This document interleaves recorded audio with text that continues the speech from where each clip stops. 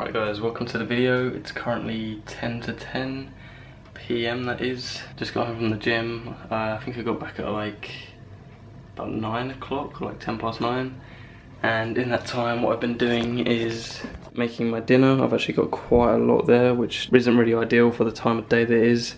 But nonetheless, got to eat it to finish my calories. Also just made my smoothie for tomorrow. So I've got my creatine, my protein, raspberries, spinach and banana, so 3 of my 5 a day, which is better than nothing because as you can see there's like no veg there whatsoever.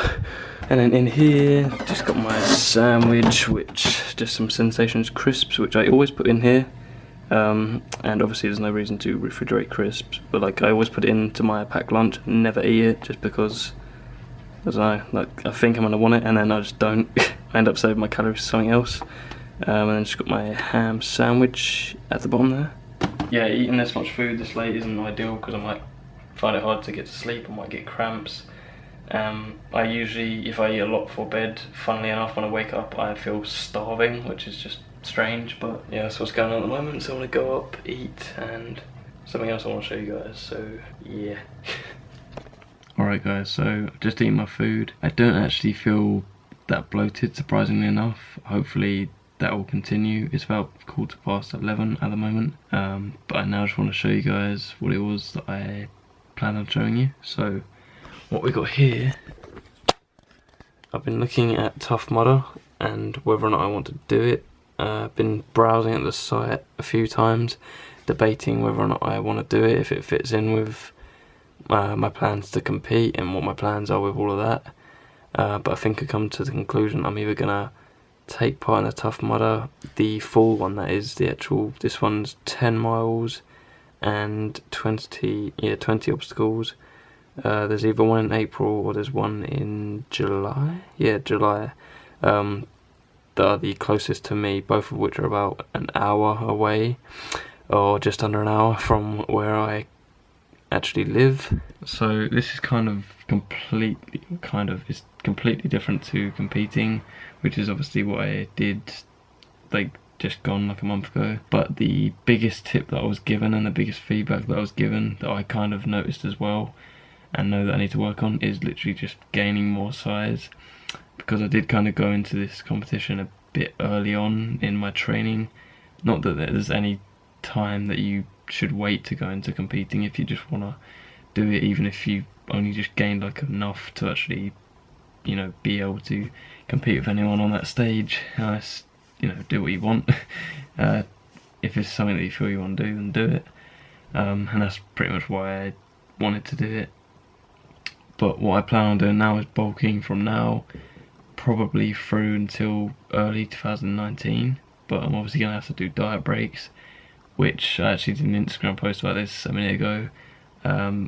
I've decided I'm going to try and do a mini cut early into next year, so probably towards the end of January, maybe February. You already know that I've gained a little bit too much, which I'm kind of thankful for, because I now know what it's like to like binge post competition, which I already knew wasn't a good thing to do.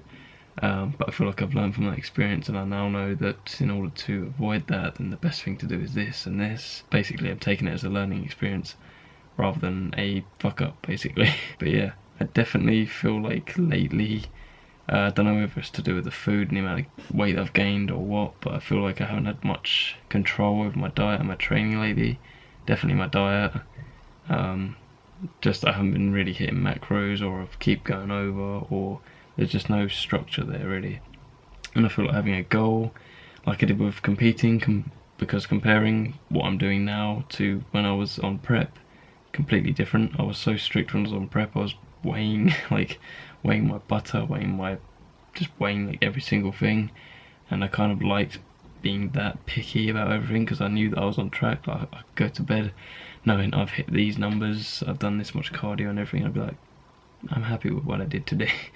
And I feel like although this isn't a competitive thing and it's not physique or anything to do with body composition, or it's not really competing at all, I still feel like this being something that I can work towards is going to give me a reason to get a bit stronger in the gym and just have something to kind of look forward to that's sort of fitness related. So I think this might actually turn into a series I'm going to do, sort of like the competition prep series, although it'll just be like an odd video here and there where I do something that's kind of specific to preparing myself for this, because there's going to be a lot of running that I need to do, like a lot of long distance running, and a lot of like body weight exercises like pull-ups and like monkey bars, all that sort of stuff. This is the exact same situation that we were in right before I started the physique project series, where I was sitting at my desk, got my laptop here, showing you guys what it is that I'm like gonna sign up for and do. But yeah,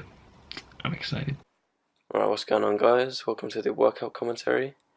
So doing chest and arms here, I actually started with almost what I usually do, because I usually go straight onto the flat bench press with the barbell, but today I mixed it up and I decided to use the dumbbells. I say today, I've actually been going towards dumbbells a little bit more recently, just because they help a lot with the unilateral building of your chest muscles, whereas if you were to use a barbell, you might have one side kind of compensating for the other. So you'll find that if you're doing dumbbell compared to barbell, you probably won't be able to lift as heavy, but I personally feel a much better pump with them. I think that if you just focus the same kind of cues as you would with barbell, so keeping the elbow underneath the bar or dumbbell, keeping your wrist straight, not allowing your wrist to be bent backwards by the weight, trying to keep the bar or the dumbbell on the palm of your hand in order to really control the weight and stop your wrist from hurting. Then later went on to the pec fly, making sure that you're keeping your scapula depressed and retracted with this, so you're ensuring it's all chest work. You're not allowing your shoulders to come into play at all there. And on the last rep, if you see there, I actually held the weight for as many seconds as I could at the end. I think I got about 5 or 6 seconds. Fully contracted, you're really going to engage as many muscle fibers as you can.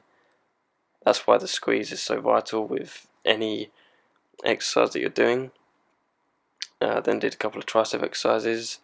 Most important thing with that is to keep your elbow as the pivot point and make sure that you're not using anything else. And with the overhead extensions, specifically trying to keep your elbows in the same place the entire time with that, because if you allow the weight to pull you back, for instance if it's too heavy, you will definitely get some shoulder pain, or you just won't be able to keep yourself sturdy within the set. You'll actually see that I lean forward quite a lot and I set myself up properly before actually moving the weight, just to ensure that I'm using the appropriate weight, I'm in the best position to actually start the working set.